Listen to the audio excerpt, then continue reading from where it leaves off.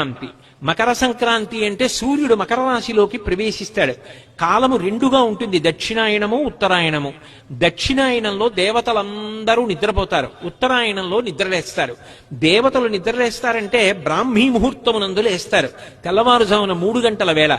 దేవతలకి తెల్లవారుజాము వేళ అంటే అది పరమ పవిత్రమైనటువంటి కాలం. అందుకే ఉపనయనాలు, వివాహాలు, దేవతా ప్రతిష్టలు ఇవన్నీ ఉత్తరాయణ పుణ్యకాలంలో జరుగుతాయి. ఆ ఉత్తరాయణ పుణ్యకాలంలోకి సూర్యుడు ప్రవేశించగానే మజ్జనం దానికి ప్రాధాన్యత. సాధారణంగా స్నానం చేసేటప్పుడు ఏం చేస్తాం? చెంబుతో నీళ్లు తీసి తల మీద పోసుకుంటాం.